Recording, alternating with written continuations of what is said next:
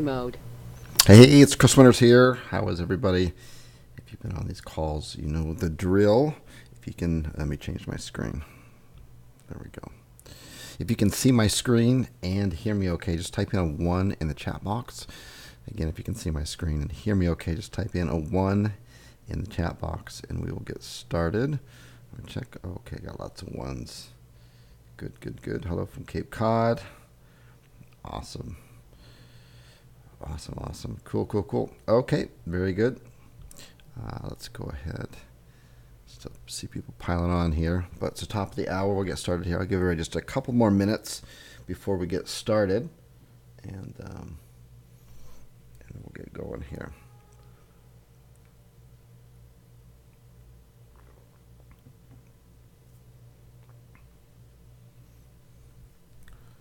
Alrighty, let's go ahead and do this. Then make sure I got the recording on. We're good to go.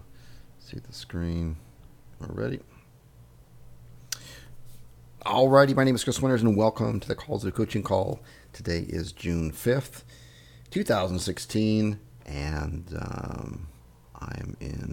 we are back in Korea.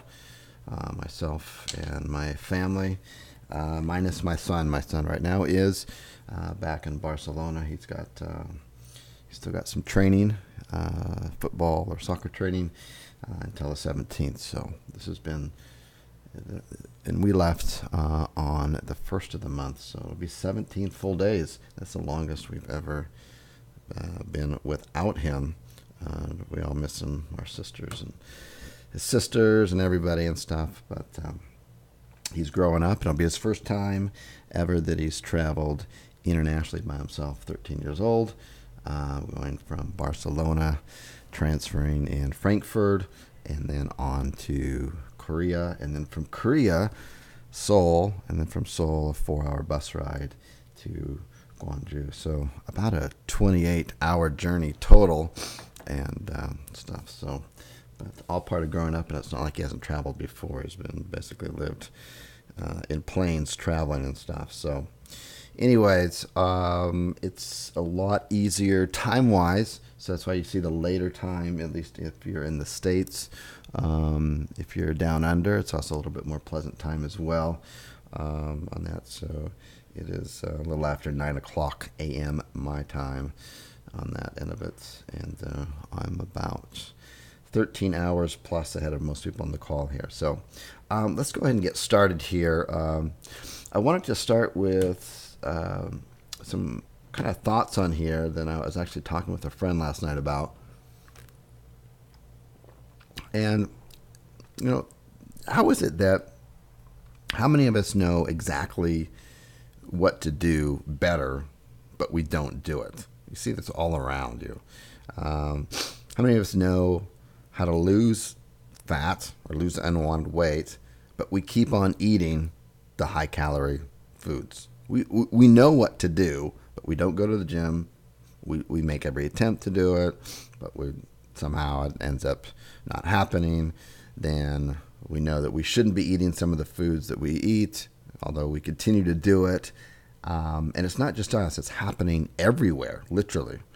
How many people would not want to be fit and trim? I mean, if you ask them, hey, would you like to be fit and trim? Would you like to have a flat tummy? Would you like to have a six-pack abs?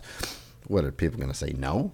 I mean, everybody wants to do it, and pretty much everyone has a pretty good sense of how to do it, and the right and wrong ways to eat that's going to benefit them or not.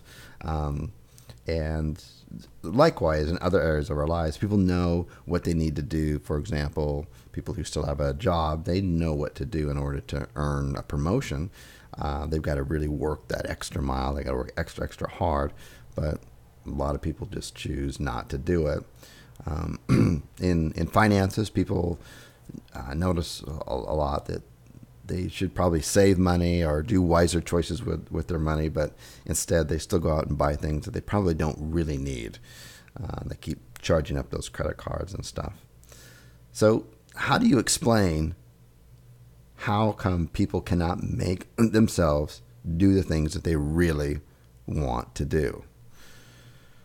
And after all, these are our goals. These are our future. These are our dreams. These are things that we want to do with the one lives that we have. Why can't we control ourselves? What's the big question on here? And apparently we can't even control ourselves even when our life depends on it. This is a really interesting book on here, Change or Die on here. Could you change when change matters the most?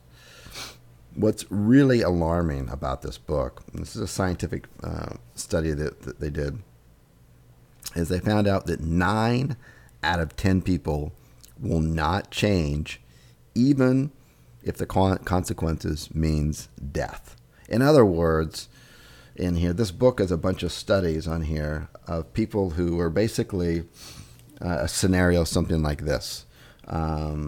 This is one of the actual stories in the book. A gentleman was told by his doctor that he had about 6 months to live if he continued to smoke.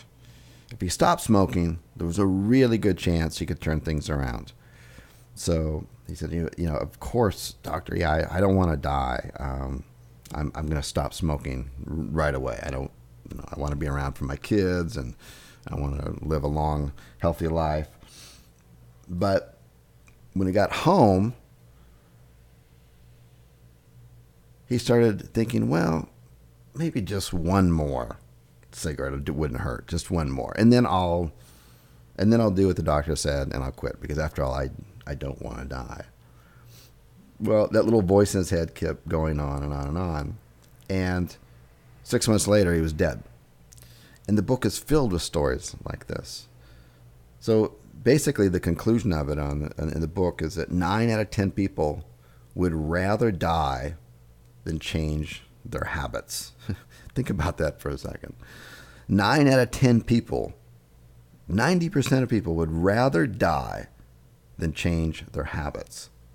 So is it really that surprising when you look around and you don't see very many fit people?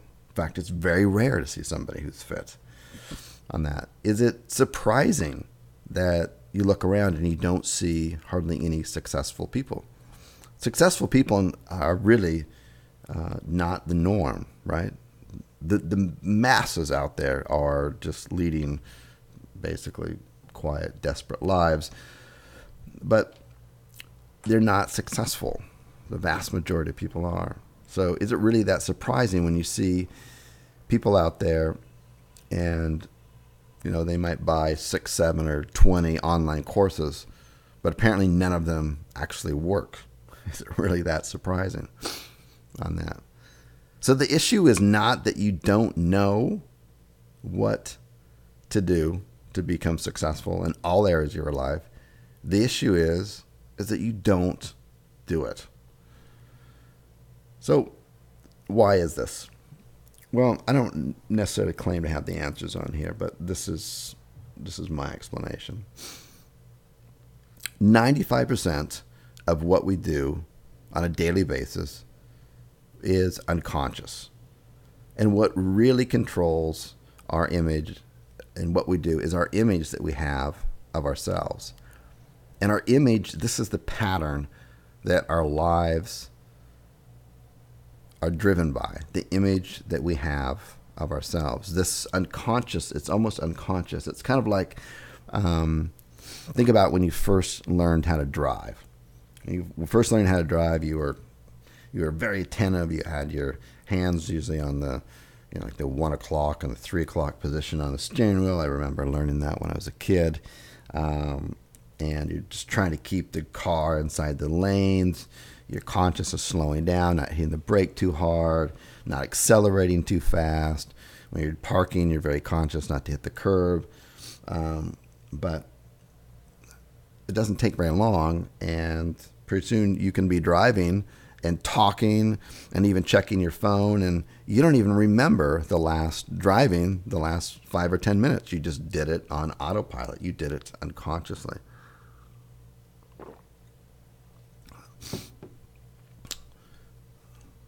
So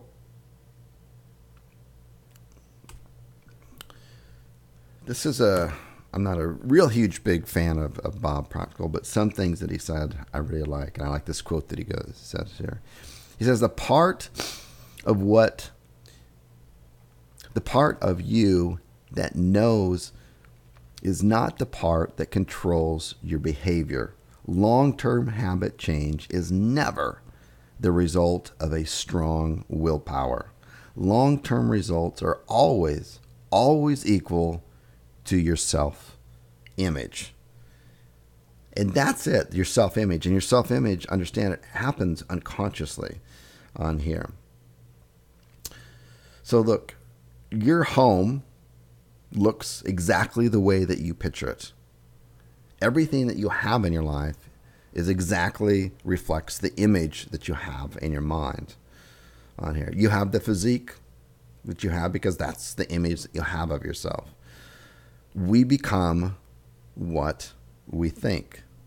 And different ways to say that, or other ways to look at it, is that what you believe, what you imagine, is what expands and becomes real in your life, and it becomes your life. So here's an example of kind of self-image and self-image thinking. When I was a kid, I grew up really poor, and we used to go out as kids and play around outside. We didn't have the internet or any of that kind of stuff, and television back then, we had like maybe 3 or 4 channels. There wasn't really much on to watch on television. So we were out playing around, and as kids would normally do, we would tear our jeans. And all of the parents thought the same way. They all had the same image of themselves. And the question was never, when we tore our jeans, was, what do we need to do to earn enough to buy more jeans? That wasn't the thought pattern. Everybody thought the same way around us, and it was, okay, we need to patch up the jeans. Understand there's a huge shift in thinking there. If everybody, when you tore your jeans in our neighborhood, even though we were poor, if everybody's changed their self-image and thought, okay, my kid tore his jeans, so now what do I need to do to earn enough to buy some new jeans, instead of I'll just patch these old jeans on here. I see this with self-image. I'll give you some personal examples. So my wife also grew up extremely poor. She grew up in her parents are rice farmers. They grew up literally in a 1-bedroom home. And as over the years, as they got a little bit more money, they would just add literally another room to the house. And they still live in that same house today. And in fact, we're going out there this weekend, and you can see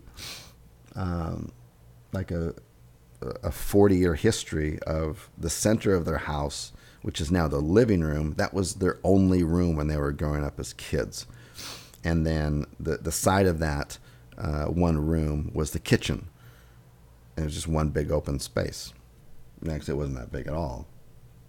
And then the kitchen has kind of, you can see over the years, centuries, it's moved out further and further. And now the kitchen has its own kind of separate kitchen space on that. But she grew up really hard. And I really respect her family and stuff a lot because of that.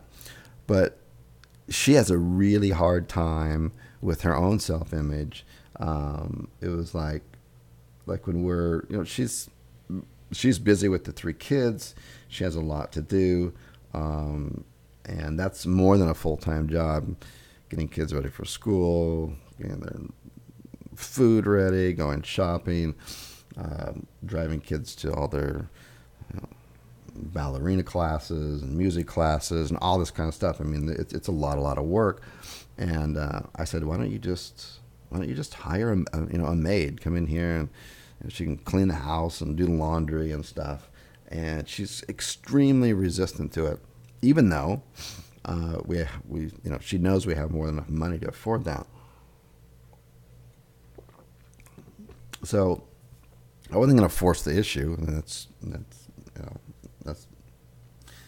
that's her journey she needs to go on. So she finally did, but it took like months and months and months. But so like, okay, great. So you found somebody? I said, great. I said, okay. And I just assumed they're going to be coming like 5 days a week, like a full-time job. And no, it started out for 4 hours, 1 day a week. I was like, really? Why don't you just hire them all 5 days? It's not a big deal. No. And so anyways, she's still not up to the full 5 days, which is crazy. But it went from 4 hours, 1 day per week to 2 hours, or 2 days a week, 4 hours each time, to now 3 days a week. That's still because she still has, and she's not in charge of the finances or any of that kind of stuff, because if she was, she's still stuck in that image, in that same image and mindset that we're going to patch the jeans. We're not going to go out, and if we tear them, we're not going to go out and buy them. We're going to patch them up, and she may never change, and that's fine. But if you want to change on here, and you know what's better for you, and you don't want to be the 9 out of 10 people who would literally die than change their habits, and on that, you need to change your self-image, your results in life, all of your results, the house, the car, the body, everything that you have becomes our self-image of ourselves. Do we think we deserve this? Is this who we want to be on that end of it? Because I guarantee you, if you've been somebody that I've said this before, if there's something, if you ever have a chance to do it, even if it's stretching it a bit, go first class on a plane, even if you can't afford it. I'm not saying go broke to do it, but I mean, if you've got any means to do it, and you're normally the kind of person who has the mindset and the image that, geez, I'm just going to sit on this plane for a few hours, I could save, extra $500, or on an international flight, you'd save an extra $5,000 or more. If you're thinking like that, you need to get out of that self-image. That's not a good self-image to have. That's not the kind of self-image that's going to take you and propel you forward on that end of it. But okay, so enough of that. Be very conscious of your thoughts, your self-image on that end of it, and know that everything that you have in your life right now, the results, you look around the room you're in right now, you look at your bank account, you look at the car that you drive, everything that you have, you look at your health, you reach down and grab your tummy, and exactly however many inches you can grab there, you created that with your own self-image of who you think you are.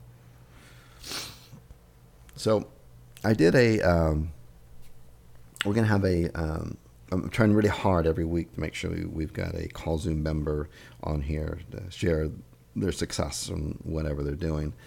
The particular member that we have on today couldn't make the call, so we actually did the call, he and I, yesterday, and I recorded it.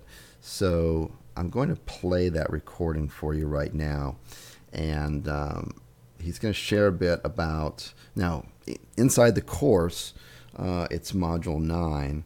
I show you how you can get Google 3-pack, and you can do it without a postcard verification. And there have been a number of students who've done it, and I thought I would bring one on who did. And there's been plenty who've done it in the States, and this one's in Australia. So you can do this it's been proven in practically every country out there currently. So if this is something that you haven't done yet, and you meet the minimum qualifications, that is, you've got your site built, it's a good quality site, as we teach, all your pages are indexed, and stuff, then you could go ahead and implement this on here, and it could help definitely speed things along and get you some leads faster while you're waiting for your site to rank and get up there. Some of the things that you maybe have noticed, and I pay a lot of attention about what's going on in the community, and care a lot about the success that people are having or not having, and so it's clear to me that as everyone's waiting for their sites to kind of rank and go up, and they are going up. We're not having any feedback of people of their sites getting so-called sandbox, which is basically going to be back on page, beyond page 10. It's just basically stuck there. Everyone's sites are moving up, and then a bit slow and steady wins the race. But in the meantime, while we're waiting for that, what are some other methods to bring in leads? While we're doing the right things on that end of it, what are some things we can do? So we had our guest on a couple of times, Christine, and she's got a really unique method using Craigslist. And so we brought her on, and she's all booked up, by the way, and I'm getting tremendously good feedback. So when she does get freed up with the students that she's helping out right now, I would definitely encourage everybody to look into that. It's definitely working. So she has a very unique method on using Craigslist to bring targeted leads for your particular niches. But your niches need to be some kind of service or something that somebody would search on Craigslist to find. That's really the only criteria, but it definitely works on that end of it. And this is another method here that you can do. And the whole process is taught in the course, except for the very last step. So we just want to verify that you've done everything, that you got a complete site, that you got your image, your location correct, all that kind of stuff. And the last step is actually the easiest one on here. So with that, I'm going to play the recording, and I'll just open up the chat box. I'm going to start the recording. If for some reason you cannot hear the recording, just type in, just let me know in the chat box that you can't hear it. So I'm going to go ahead and start playing it. Let me know if you can hear it. Alrighty, so I've got one of our own kallzu members on the phone here from Down Under. Sam, how are you? Great, thank you. How are you? Okay, so I just stopped that. So did everybody hear Sam in the recording there? Type in a 1 if you heard Sam.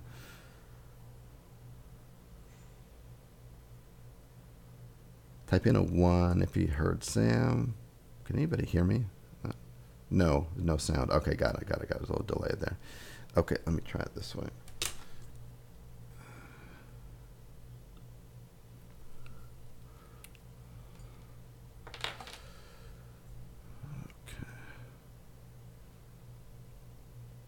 Alrighty, so I've got one of our own kallzu members on the phone here from Down Under. Sam, how are you? Great, thank you. How are you? Awesome. So you and I actually only an hour away difference, right? I think it's good. Yeah. I'm in Korea, and you're still down under, relative, but just an hour in time difference. Which normally, when I'm back in Europe and the States, it's not that way. So we were able to connect here today, and the reason we're connecting today is because you were able to successfully get the Google 3-pack without a postcard verification using the method that we teach in the kallzu program. So can you share a little bit about, as much as you want, about the process? You don't have to share your niche if you don't want to, but I can tell you it's for the viewers out there that it's going to be a very lucrative niche for you for sure, and especially because you'll be ranking in the Google 3-pack. Yeah, no problems. I guess I'll sort of start at the beginning of the verification progress. So I'll just quickly run over sort of what I had set up before I started trying to get it verified. So I had the listing completely created and filled out. I'd had 2 proper street view photos, which I'd actually taken on my own camera, because this is in my own city. Nice. So 2 real pictures. One of them had a nice little sign on the side of the building pointing down towards the back. It was a block of units where you couldn't really see how many there were from the road. So there was sort of more behind the building. Had a nice sign on the side that actually didn't have anything much on it at all. So I got that edited with my own logo and an arrow just pointing down the back. So I popped up a photo of that and then a general photo of the front as my sort of exterior photos. And then I just filled out the rest of the profile there. Did you requested a postcard? Did you get any? Did you do any photoshopping of the photos or not? Yeah, I did. I just got I got someone to just add my logo onto this sign on the side of the building with an arrow pointing down towards the back on Upwork for about $10 or something. Didn't cost much at all. Right. And it looks realistic, right? I mean, it looks. Obviously. Yeah, it looks perfect, really. Like I'm really happy with that. Yeah. Okay. Great. And then they were too. Exactly. The type of property that you selected? What is it? An industrial park? What type of property did you select? Yeah, so it was in a light industrial sort of area, so lots of slightly more industrial buildings around, also some sort of bigger or sort of cheaper offices that weren't particularly nice or new. Sort of a mixture of warehouses and offices there. And my particular property was just one. I found it on Google Earth, just having a look where I could see that the numbered units went quite a long way back off the road. So I had a look on Street View just to make sure that you couldn't really tell how many units were in the block from the Street View. And there were actually 4. And I've managed to get my business verified on Unit 5, just because you can't really tell how many are there. Right. Now, did you go through Google and look to see if any past units showed up with your address with Unit 5? Yes, I did, yes. So, and had you gone through that and you found one that said Unit 5, then your next step would have been to do what? I just would have used a different unit, Unit 6 or Unit 7. Exactly, yeah. So, that's obvious to you, but we get that question a lot on the support tickets, and sometimes people don't know what to do at that point. So I just wanted to point that out. Yeah, no worries. Go ahead. Okay, so after that was pretty much the core of the setup, just choosing a nice building where if they had a quick look on Street View, they wouldn't be able to tell that there was no Unit 5, and getting a few exterior pictures up there that looked nice, and obviously one with a logo and an arrow pointing down the back was good.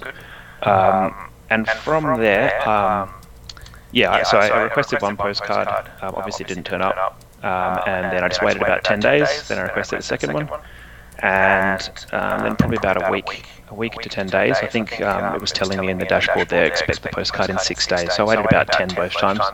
And then after the second lot of 10 days, I submitted a verification request through that online form that requires a few things. And I actually, when I started filling out that form, I wanted to sort of stick to as close to the truth as possible. So rather than saying I was the business owner, I actually picked that I was an agency, which was probably not a good idea in hindsight. Like, I decided that, if I was the web guy, then it wouldn't make quite as much difference if I, missed a few details or got a few things wrong. It would be kind of believable. But I did have to jump through a few more hoops because I picked the agency. So after I submitted the form, I think I got a call the next business day. And it seemed to be just a very sort of low-level employee at Google. They didn't really do anything at all. They just double-checked through the information. They asked what was my email that was on the Google Maps listing, what my company name was, the phone number, a few just basic things like that. And once I verified all of that, they just said that they couldn't do anything themselves, but they were escalating it through to the verification team. And they would get in contact regarding the issue of the postcards not arriving. And then they got in contact, I think the next day after that, by email. And I literally just got an email telling me that they wouldn't verify my listing because they couldn't establish that I was an authorized representative of the company. Oh.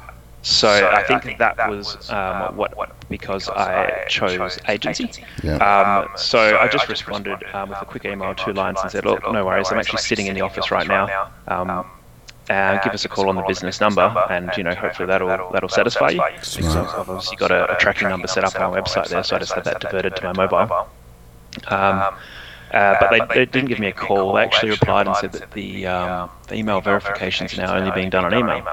So they asked me to provide a contact at the company then on a domain email address. So I had one set up, but it was just forwarding. So I had to actually set that up properly so I could send and receive email on it, make up the name for the business owner.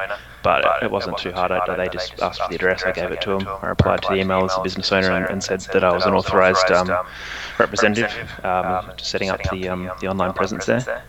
And then again, I didn't hear from them for a couple of days after that. So I actually tried the other option to request a call. And I got a call through from Google, but they couldn't help that much. Again, they reiterated that the verifications are all on email now, so that's a bit interesting. But they just advised to reply to the emails again. So I did that. And right after replying to the email, it actually caught me by surprise. So I'd replied to the email as myself, as the web guy, saying, look, the owner's verified me. Is there anything else you need from me? Because I haven't heard anything. And then next minute my phone rang, and I actually just picked it up and just answered as, hello, this is Sam. I didn't even use my business name, so it's probably about the worst way you could start the call. But yeah, luckily I'm an Australian, so I picked up the American accent straight away and realised that it was Google calling me. And yeah, they were like, oh, hello, is this a business in my niche? So then I got back on track and I was like, yeah, look, yeah, of course, what can I do to help? And they just went through like a whole phone call just asking about where I was located to set up a face-to-face visit at the business. So they just asked, what the address was and everything like that. And I just went through the call as you normally would if you're a business owner. Invited them to come in and explained it all. And then once the call finished, about 15 minutes after that, the listing was verified.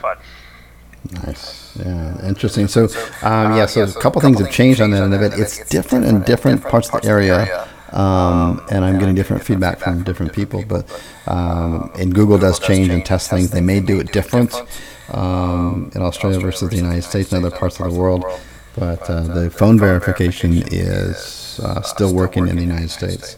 But they may be changing that to email verification. I would almost want to do email verification. It would be easier if you were going to do this again, and you do the email verification process. You would just sign up as the owner rather than the agency, right? Yeah, I'll definitely sign up as the owner. And to be honest, I probably didn't. I probably should have just had my voicemail with the location up on my line when they called me, rather than divert to my mobile phone. Yeah. I'm assuming if they just called and got the voicemail with the location, it probably would have worked as well. Exactly. I have the directions on it. Yeah, that's why we instruct that. It's usually a lot easier that way. On that end of it. Well, good. So. Maybe after this phone call I could get the link from you. I guess it's the same one. If you go to the same place to get the phone verification, they probably just have the form that you fill out instead, right? And you have a choice to fill out the form or have somebody call you. Yeah, there's two links. One of them is a bit more of a detailed form for the actual verification query, where they actually ask you to upload your exterior pictures and a few other things. Yes. And then there's just the simple request a call form. But yeah, I can confirm the exact links I used for you after the call. Yeah, it may not pull up if I go with an IP address from the United States, but I'd be curious to see if it does. So good. So, well, fantastic. Anyone else out there who's there was a question I want to ask you for the type of location. You said it was kind of an industrial and kind of lower level offices. What are some of the other types of businesses that are in the same unit as you? So there were some financial advisors next door, like an accountant, I believe, is next door.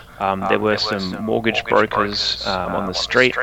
I've actually got Google Maps open on my computer right now.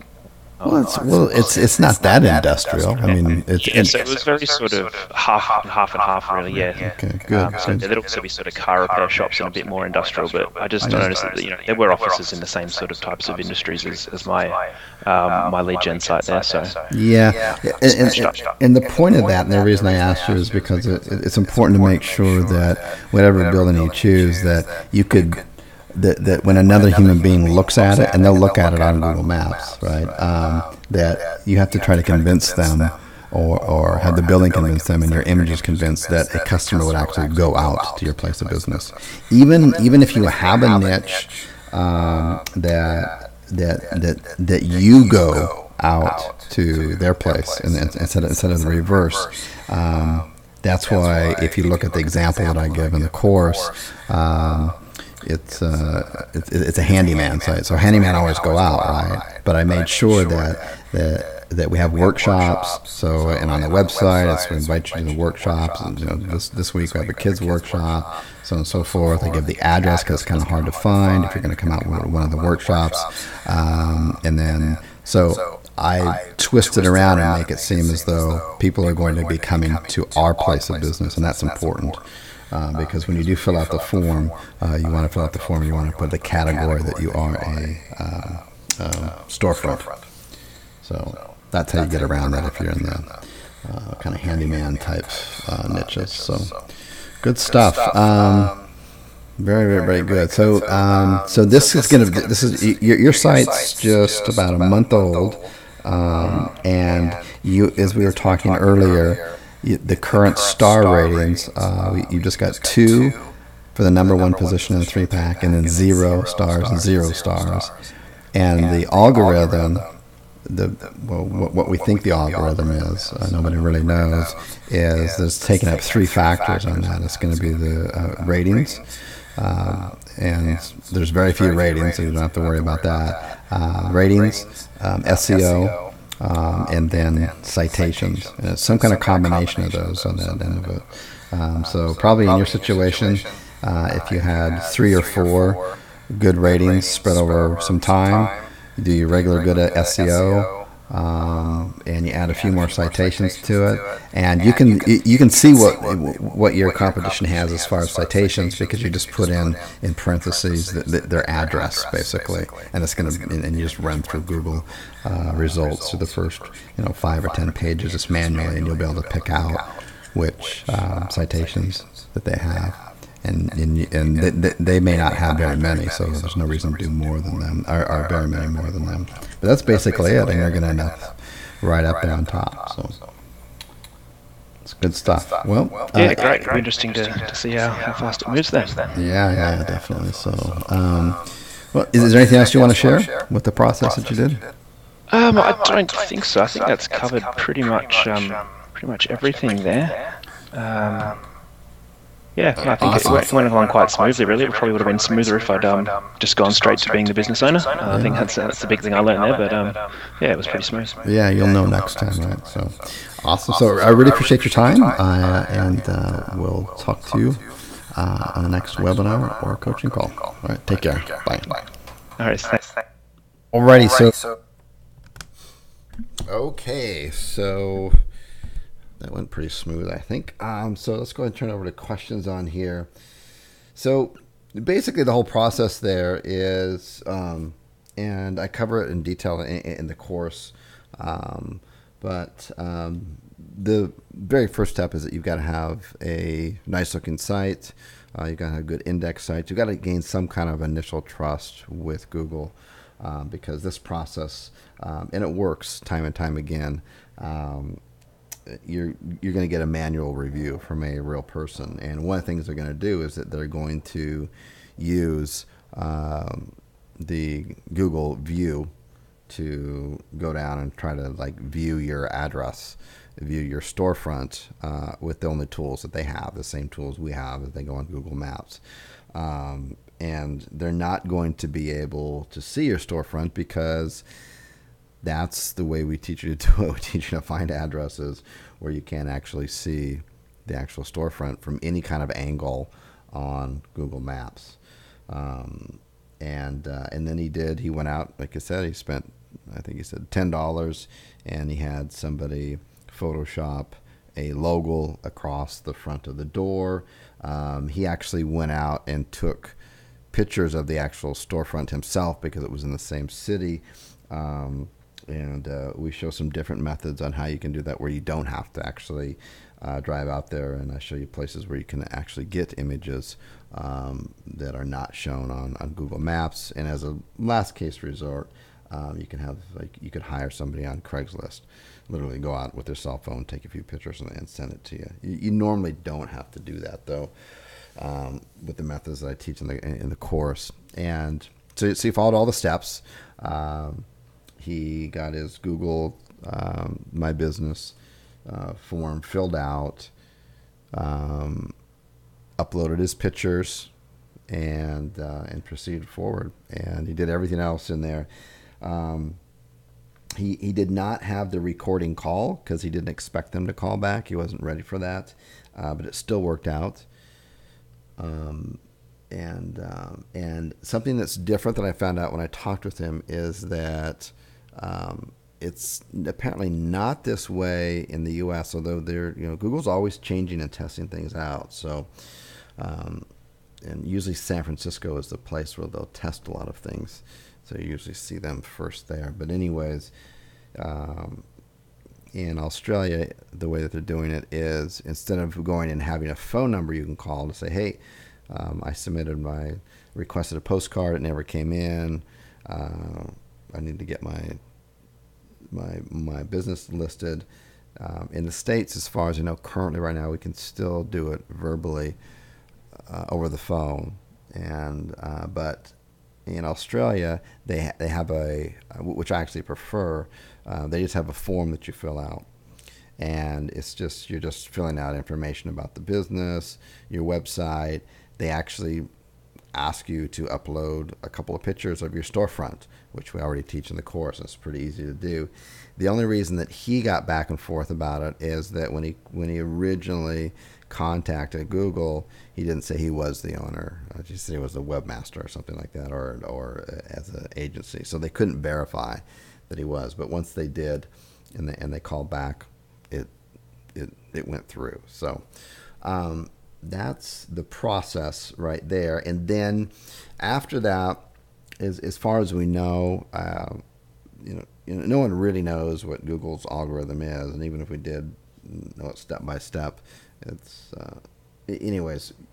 All that we can do is we can just go out there, test things, observe how others are ranking, see patterns, and try to reverse engineer it. And it's the same process when you look at the Google 3-pack. With the Google 3-pack, what you'll notice a lot is that when someone's actually in the Google 3-pack, and if they're position number one, and then you've got a position number two in the Google 3-pack, usually also down below organically, they're also ranked the same. Usually the number one in the Google 3-pack is also above number two in the Google 3-pack organically. And they're almost always show up organically and in the Google 3-pack. So you really get two spots going there. So that tells us that one of the algorithms is definitely going to be organically. How you're ranking organically is going to be a part of it. The other part of it is going to be the amount of reviews that you get. So if you're going to have a pretty hard time inching your way into the 3-pack if you don't have just as many, if not more, reviews than the least person does in the Google 3-pack. And the other thing seems to be citations, because when you go in, you can reverse engineer fairly easy how many citations a site has. You simply just find their address, you put it in quotations, or you can do their phone number and put it in quotations and search for it on Google, and then it's going to pull up their address, and you're going to pull up all the various listings and stuff that they have, and it's going to pull up citations. So you're going to see how many citations they have. And in his particular niche, the good news is that the position number one only had 2 stars, and the next 2 had no reviews. And the niche that he's in is actually a very competitive niche, at least in the States it is. And each particular sale brings in quite a bit of money, so it's in a good niche. But he's ranking, I think he might have said it in the interview. I know I talked to him either before or after the recording, and I think he said he was somewhere around page 7 or 5 organically for his main keyword. And he was in the Google 3-pack right after he got it verified and it showed up. He was number 7. So he's brand new. He's number 7 in position in the Google 3-pack. So he's not showing up there. So he's got a little bit of work to do there. But as he goes up organically, as he gets just a couple more reviews, and I went over with him on how to check to see how many citations the top three have in the Google 3-pack, and get all those citations plus some more.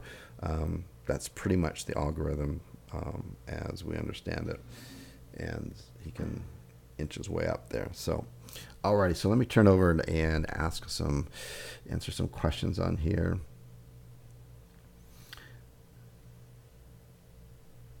Already clarified that. So let's move on.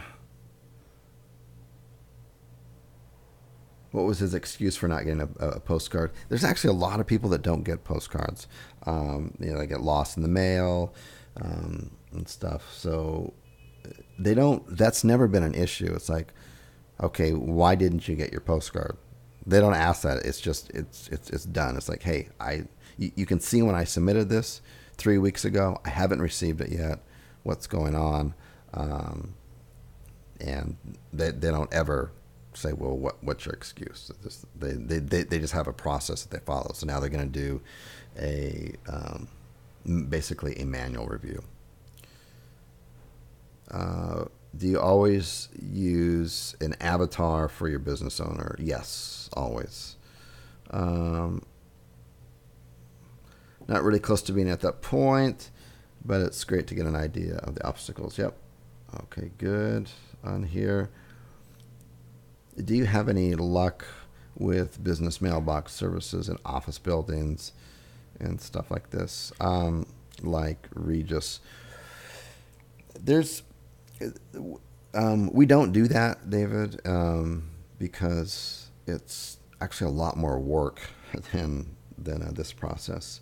And the other reason we don't is that if you rent a place like a place like Regis, which is all over the world basically, and they have mailbox services. But one of the things with the mailbox services there is that when you're dealing with the U.S. Postal Service, it's now a federal agency, and you're dealing with possible breaking some kind of federal laws, and you do have to sign a U.S. Postal federal contract that you're giving permission. You have to show your ID for Regis or any other office to accept mail on your behalf. So, and to do that, to be scalable, would be pretty hard to do. But yes, you could do that, but you'd have to go down. You have to rent an office with Regis or whatever office space, and they'll collect the mail for you, and then they'll forward it to wherever you want them to. That would definitely work. But you do need to do that. Kevin asks, how do you request a manual phone verification? After you've got all the steps done, you simply request, you simply just, in your Google My Businesses, you just press the button that says send me a postcard, and it'll say that it'll arrive there in 14 days or less. After 14 days or more, then you simply just contact Google and say I didn't receive it.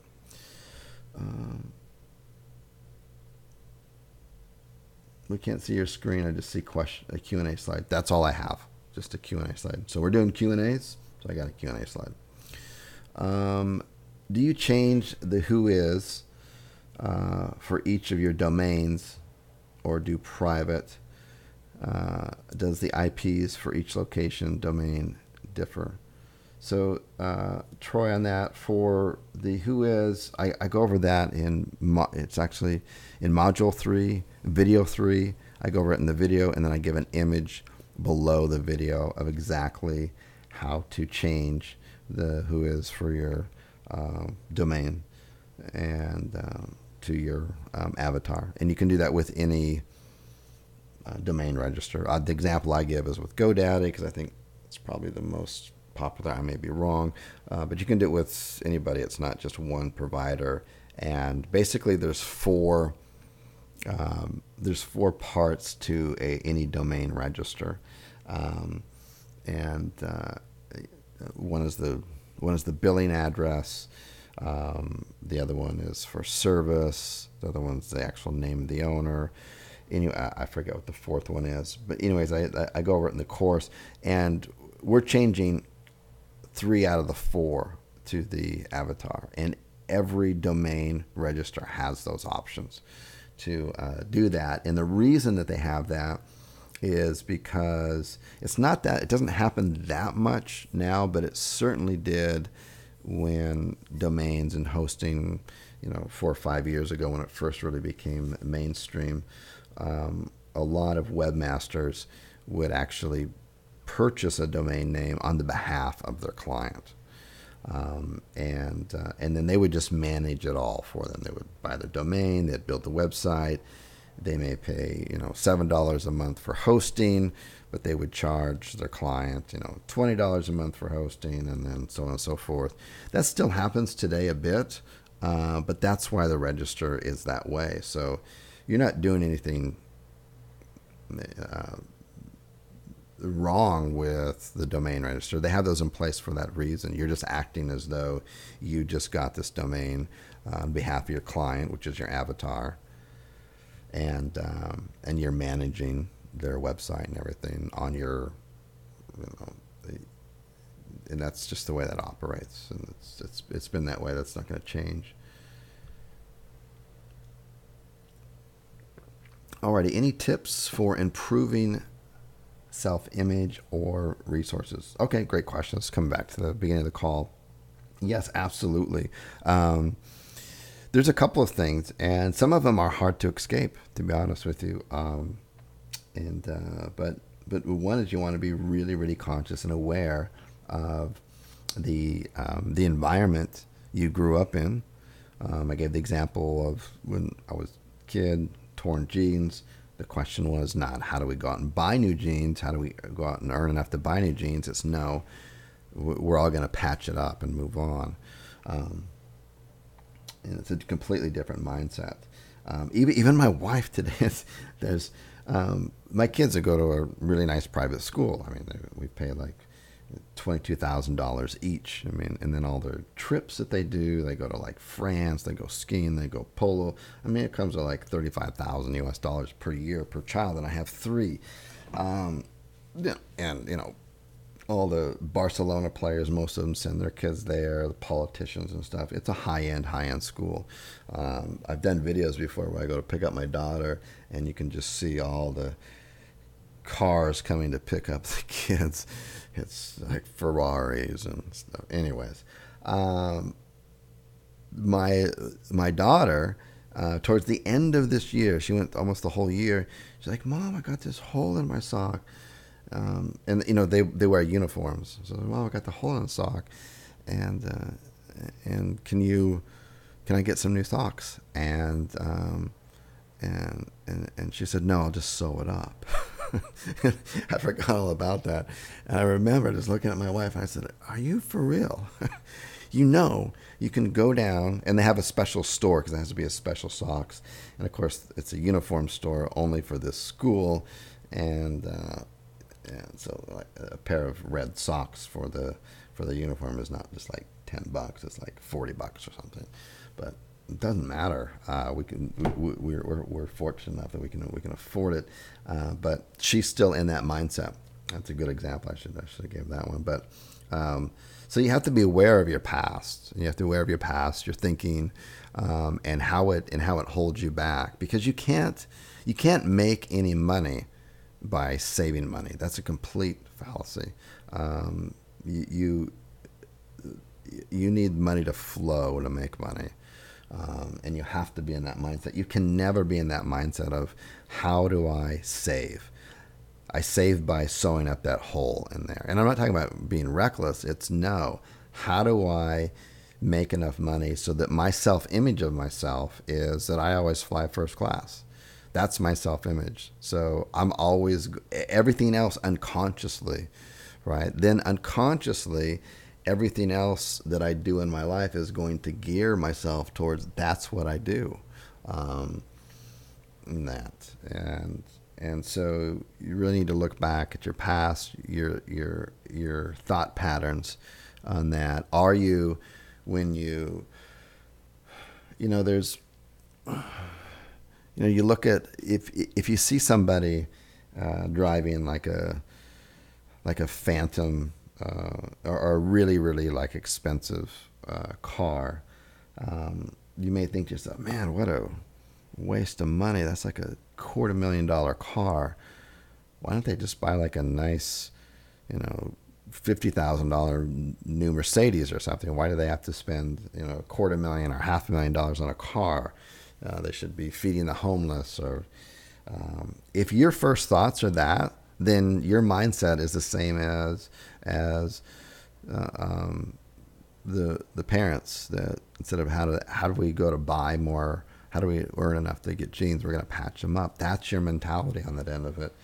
Because the people like that actually do produce a tremendous amount of wealth. Um, they keep the global economy going and running. The reason we have, and they're common everywhere, the reason we have power brakes. You just everyone takes this for granted. There wasn't always power brakes. You used to have to really kind of push hard on the brakes, and there wasn't always power steering. You had to the steering wheels used to be much larger on older cars so that it'd give you more leverage so that you could turn it. But it was the rich people, the people back then that spent equivalent of, a $250,000 or $300,000 in a car because it had power steering. And those are the people that made the technology cheaper because there was people that were out there that were able to afford it and would pay high enough price to be able to introduce the technology, and then the technology comes, and then over time it becomes cheaper, and now everyone has power brakes. That's just common. Everyone now has almost every kind of car now has even anti-locking brakes. So if you slam on the brakes, the tires aren't going to lock up. It'll automatically prevent it to brake right before the tires lock up, so you don't skid out of control.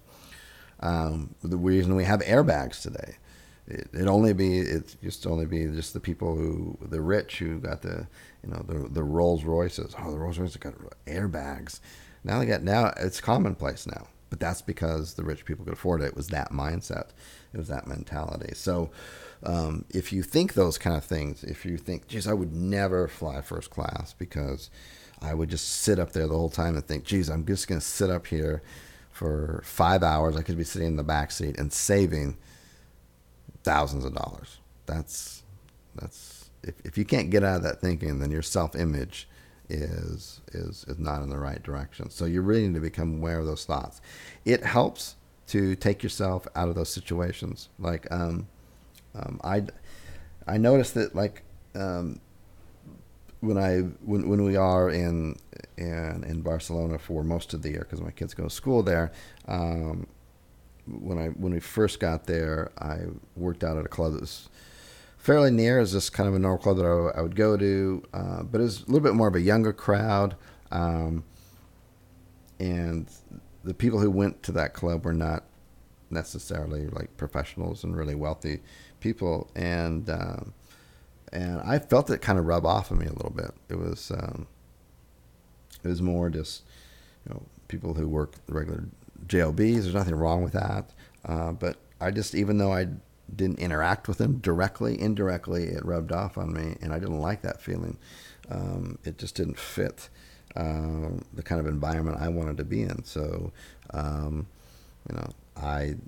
ended up getting a really nice country club very close, because I liked that mindset. I mean, the whole mindset there was it's like when you go in and take a shower. It's a nice club. It's called DIR clubs. They're nice health clubs for sure. Very adequate, very clean, fantastic. But there's just little stuff in there that just are not in my mindset. So, for example, you have to bring your own towel to shower. I know it's not like a big deal. I sound stuck up, but I'm talking about mindset here. I like a place where you go in because I've become accustomed to it, where there's like a warm towel waiting for you when you get out of the shower. At the other gym, it was you would go in there, you would start your shower, and it was a timer, so the water would turn off like after 60 seconds or something. So you have to keep pressing the button every 60 seconds because they're trying to save water, which is nothing wrong with that. But I'll pay extra so that I don't have to be around that mindset. And it's just little things like that all over the club. Like they had 2 types of memberships there. If you got a membership to where you came during the busy hours, like after work, your membership cost more. Or you could get a membership where it was you could come in the hours when it was slower, so it would cost you less. This is all a very tiny, tiny mindset, and that's the whole environment there. And people are oblivious to it. I'm not. So for my own sake, I had to leave that environment. So now I go to a nice. It's called David Lloyd's. It costs way, way more, but I'm not looking at it as the cost. The benefits to me is that it keeps me in the mindset on that. I can go in. I have a bigger shower. It's more of a private shower. I can sit there as long as I want for as much hot water as I want to do. It's not going to automatically turn off. I don't have to lug in my own towels. There's nice, warm, fluffy towels waiting for me. And everyone in there is in that mindset. Everyone in there is. People come in there, and some of them have got like literally Gucci workout bags and all this kind of stuff. And it just puts you in a different mindset. I don't necessarily interact with the people in there. There are some professional soccer players that come in there and work out. You can see them, and everyone just kind of leaves them alone. And it's just that's the kind of environment I want to be in. That shapes me differently rather than in the other environment where you've got the hot water turns off every 60 seconds. You got to lug around a wet towel when you're leaving. You've got different times in the gym that cost different price points. It's just like, no, I'm not. So that's definitely one way. The other way is you've got to be really, really aware of that 95% unconscious, which is your past and where you grew up from, and you have to imagine yourself. You have to image yourself being in these positions and stuff. And I don't really have like a formula for that, but you really want to do that. Alrighty, so let me go on over the questions. I went too far on that tangent. Are you still recommending the bulk hosting company that you mentioned in prior webinars?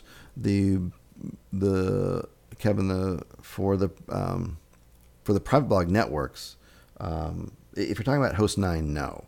Host9 was fantastic, but then everyone found out about it, and I wouldn't recommend it anymore.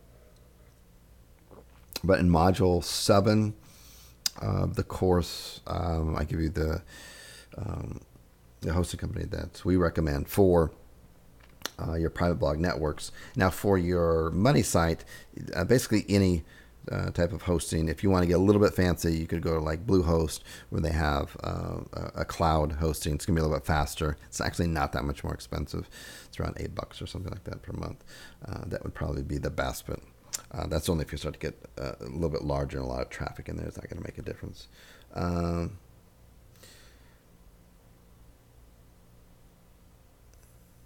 Yes, Kevin, actually the hosting we do get a discount for. You just click on the link that I have it's in Module 7. Old School Resource, Psychocybernetics, yes, by Maxwell. Yeah, exactly. That's good, Gary. That's good. It's a good resource, definitely.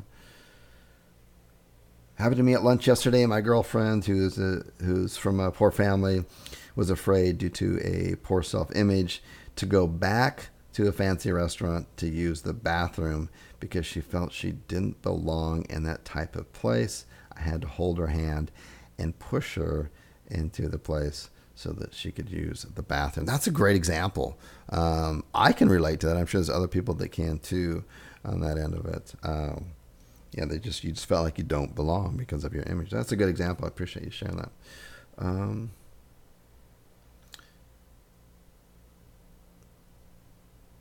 Jimmy, yeah, sorry, I had the title of the webinar because I have them just on autopilot every week.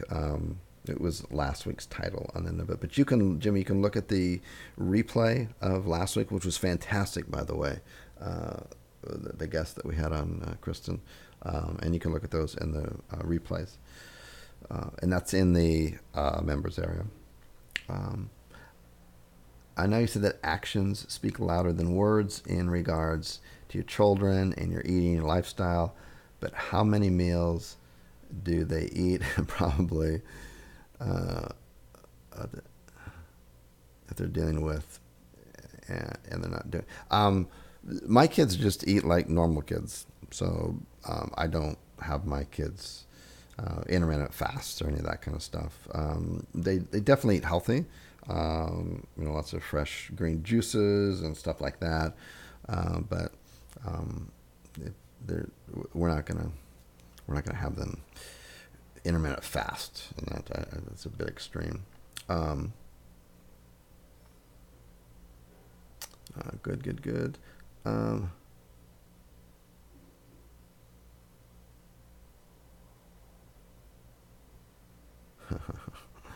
okay. Okay, so Stefan remembers no power breaks or steering, so we both just dated ourselves. Um, on domain topic, do we make a new GoDaddy, new Namecheap, etc., with the private blog network profile? I guess we need to make a new email for each verification, blah blah blah, on that. So, um, look, if you're when you go to register for like GoDaddy or Namecheap, any of those places, um, you have to log in and register your Namecheap account with your real name. There's just no way around that. You can, but it's just too complicated, and you don't need to, because they're going to get your however you pay, PayPal or credit card, the names and the addresses have all got to match up. But that doesn't matter, because then after you purchase it, then you go in and you change the register information on that of it. You're still going to keep um, the same billing information, but the contact information, the technical information, and the contact person for the domain, that's all your avatar. And there's 4 areas there, and you change 3 of the 4.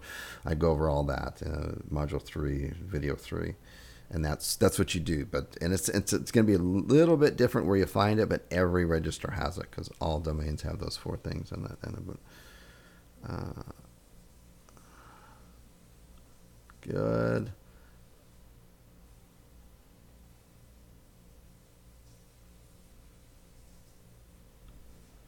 Okay. Okay, Kevin. Okay.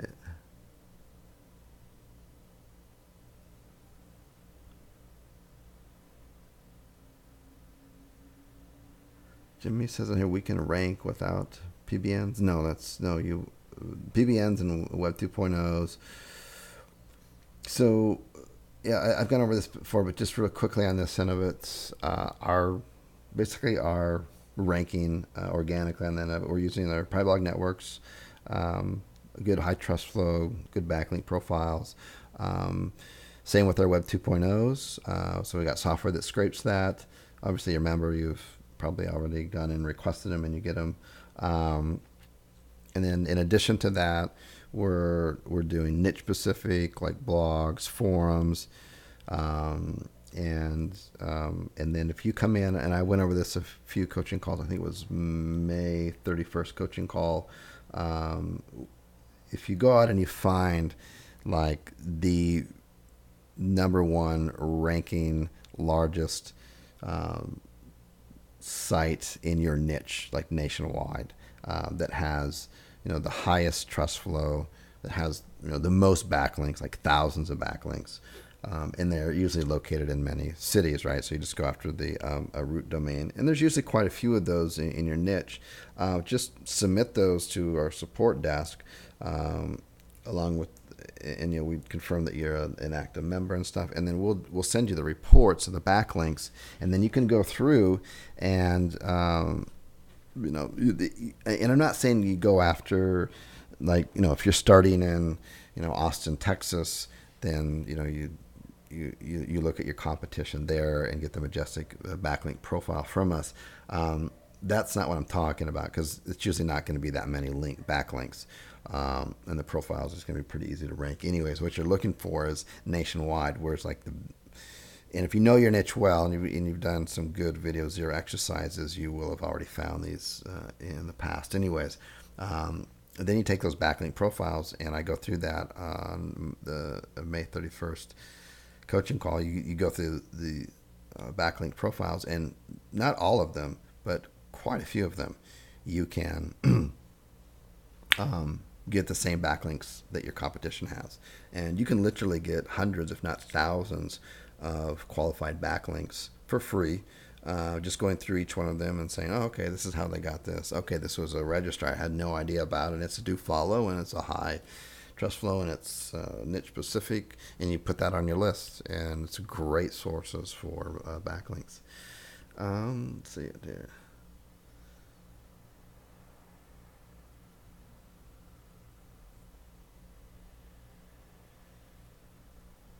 Yeah, since the top four hosting companies, GoDaddy hosts, Bluehost, etc., host millions of sites, wouldn't it be best to blend in with all of them and get hosting there? Yeah, I mean that's for our main money sites. Yes, of course. Um, what is the advice on directory sites versus master domain sites, multiple businesses versus one? Um, my team is currently developing a directory site from the same WordPress theme that we have. We're about midway through that, so when that's ready, we'll release that. That really shouldn't be any longer. Maybe even by the end of this week, we should have that. Um, and it's not that much different as far as the site structure, how it goes, how you rank it, and stuff like this. There are some things that you need to change up, but we want to be able to show you some examples of some nice looking directory sites using our theme so that you can replicate those or get inspired by them and just see how the patterns and stuff like that work. Because there are definitely some niches where it makes more sense to do a directory versus not. So for example, like the tattoo, I showed you, my team put together that tattoo site to kind of show you how, using the kallzu theme, you can make a really nice looking site from it. So they made that tattoo site. If I was in the tattoo niche, I would probably make a directory. That's a good one to make a directory. And the reason is that people, if you're in a big area like, bigger metropolitan area, there's going to be multiple tattoo shops and kind of spread out throughout the city. And people who are shopping for a tattoo are probably going to shop for something that's fairly close to their home because they're getting something that's that they're going to have to go drive back to a number of times. I don't have any tattoos. I don't really know the process fully, but I think you have to go back quite a few times. I guess it depends on the size of the tattoo. But anyways, and so that would be one. Any time you have a service base where the customer has to drive to the service base location, and there are multiple locations within a metropolitan area, that's a good time to consider doing a directory site, because that way you pull up, you show up, your directory site ranks, it shows up, potential customers click on it, and then they can see right away, oh, okay, I'm in this area, this is the one that I want to go to. So that's how that goes. The Web 2.0s are available now. Phil, you just need the request to get them. We've got them. Yes, we're still, well, the Craigslist, our last coaching call, we have a student who is really successful with the Craigslist method for getting leads, and like getting leads like within a week. She's, unfortunately, it works really effective, and so she's busy right now, but if you check the Facebook threads, you can kind of catch up and see where she is. The last time I checked, she was booked up. Chris Wood, the city name dot repairman.com format work and rank for a huge number of sites as long as each subdomain has a different phone number. Yeah, we don't put the city name in our root domain, so that's not what I teach. And we don't do subdomains.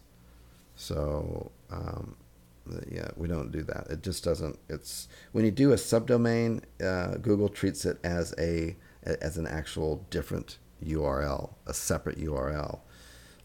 So it doesn't. You don't get this collective momentum as you do with a master domain. And a master domain, um, there's that tipping point once you get up there and you're ranking on page one for 4, 5, 6, 7, 8 cities. And it takes a lot of work to get up there. But once you get up to there, then Google kind of really trusts you at that point. And it's not just me. I didn't learn that or or invented it. We just went out there and we were reverse engineering. Hey, how are all these other sites out there ranking in 50 or 100 U.S. cities? How are they doing it? And it's pretty easy to reverse engineer sites and their backlinks and stuff. And and we just found a pattern like over and over and over again. They've got a few main cities where they've sent some really good backlinks to, and then they just kind of now they. And I've given examples before. Then they go out to then they're ranking in Los Angeles on page one with 2 backlinks, like citations, and that's it. They're ranking in Orlando with no backlinks for competitive niches and stuff.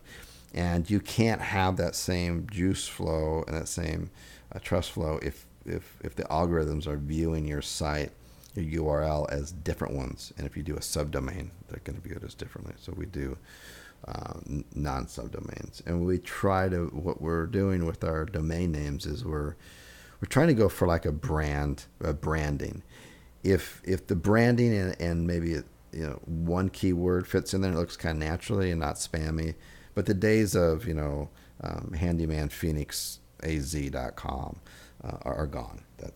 And yes, you'll still see those ranking. That's because over the years they've gained trust. But new sites coming in like that, that's just not going to happen because the only people that do that are people trying to game the system. Real business owners buy a domain name that's like their name. Okay, that's what real people do. So that's what we recommend as well. But you can fit your keywords in there. You can have plumbing pros or something like that. But anyways, I go over all of the site structures and the URLs and stuff. You can click through them and see how they go with the different cities and the posts and everything through the most recent sample sites that we built out that you can take a look at. And the reason we built those is just so you can go out to the site, you can click through it, you can not just understand like looking on a piece of paper or mind map how the various pages and the cities go together, but you can actually click through and get a feel for them. And that's at the end of, there's 2 new ones that we put up. That's module 3, I think, video 8 and 9. Yeah.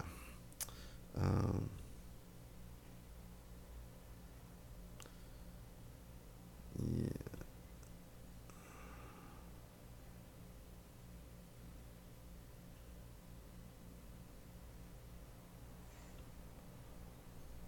Good.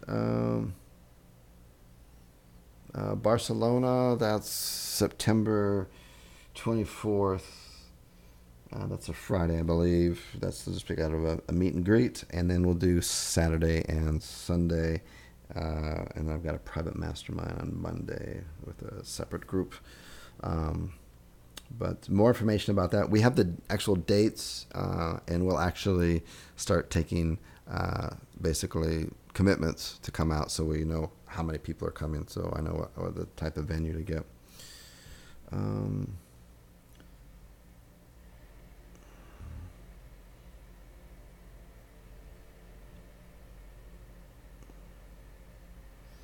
So yeah, so like repairman, yeah. So like if you have your like like if you have your site.com/Orlando.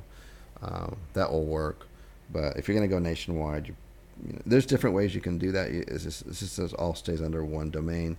Um, it's normally it's going to be your domain.com / like the state, but abbreviated / you can do just the city, or you can do your main keyword and the city. Now you'll have to do your main keyword in the city if you've got a particular niche that requires more than one page to rank in the city. So that's based on your group of your keywords. So you may have, 4, 7 keywords that all group together that all belong on basically one page, and then you've got a whole nother set of keywords that really require their own separate page. In that case, you've got 2 pages with 2 sets or 2 groups of keywords that you're ranking for per city.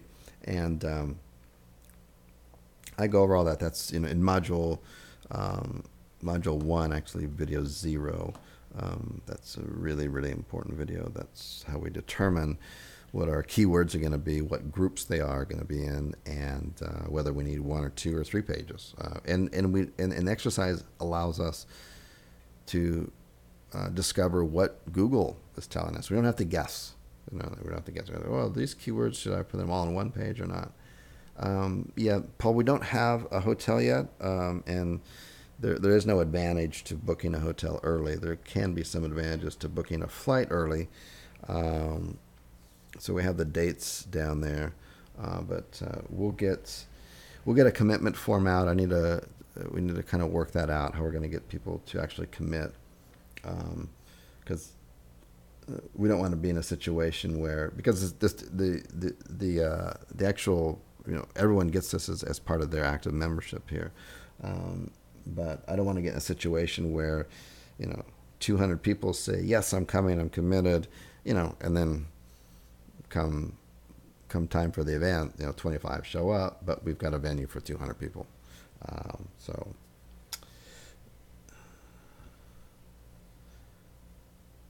can we use one domain, pretty generic, place a template under separate domains for each niche, break it into cities, and work on ranking in one domain? Sam, if you just follow the course, you don't want to reinvent the wheel here. What we're doing is working extremely well. So I would say follow the course exactly how we teach. We give the examples, the sites, everything. We have great support if you ever get stuck. And just follow that. I wouldn't try to reinvent the wheel. Yeah, Matt, contact support. That's support@kallzu.com, and they will help you with that. Support. I'll just put it in the chat box.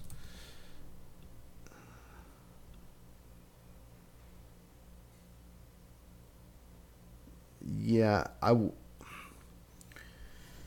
we're going to be more than likely, like 99. Well, let's just say for sure, we will be in the heart of Barcelona. So. Barcelona is really not that big of a city. It's really kind of a core population, I think, of like 1 million or 1.5 million. It's really not that big as far as cities go. And when everyone goes to Barcelona, they all want to be by the water, near the beach, and centrally located in Barcelona. So we're going to be in the heart of Barcelona. Alrighty. Cool. Okay, so yeah, we've got about 1.5 hours. I can usually tell my throat gets pretty dry at that point. So that's it for today. And appreciate everybody showing up. And a big shout out to Sam for taking time out of his busy day to share his success that he had with the Google 3-pack and getting listed on that in a bit, and giving us some kind of insights, and also letting everyone know that it's possible to do this in other countries as well. And I will talk to everybody either in the next coaching call or in the training. Take care. Bye-bye.